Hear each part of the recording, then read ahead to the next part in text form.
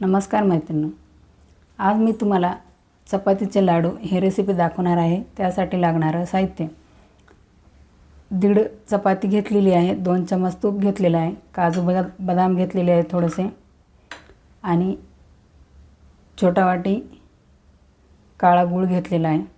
चला तर मग सुरुवात करूया। चपातीचे बारीक तुकडे करायचे आहेत, मिक्सरच्या भांड्यामध्ये टाकून घ्यायचे। बघा, हे अशा प्रकारे आपण याला फिरवून घेणार आहोत।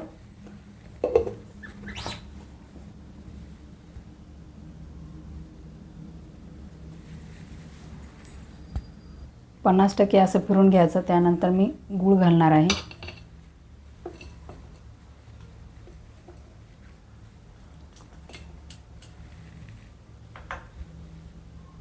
काजू बदाम घालायचे आहेत।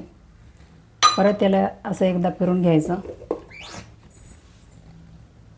बघा, थोडंसं तूप घालायचं आहे, जवळपास 1 चम्मच लागलेला आहे तूप। परत एकदा असं फिरवून घ्यायचं।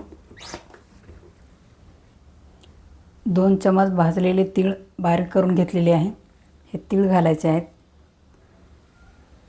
आणि असं मिक्स करून घ्यायचं।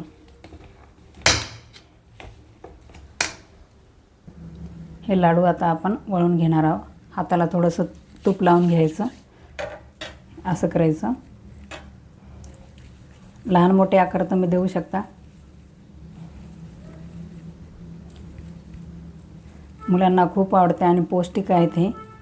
तुम्ही चपाती शिळी पण घेऊ शकता आणि ताजी पण घेऊ शकता। बघा, हे असे बनवायचे।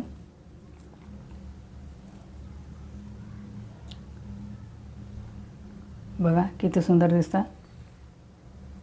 सगळे बनवून घेणार आहोत असेच आपण।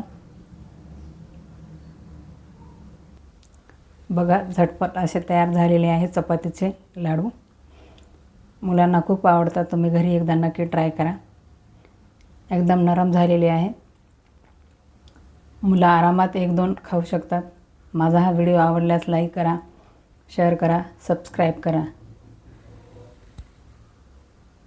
धन्यवाद।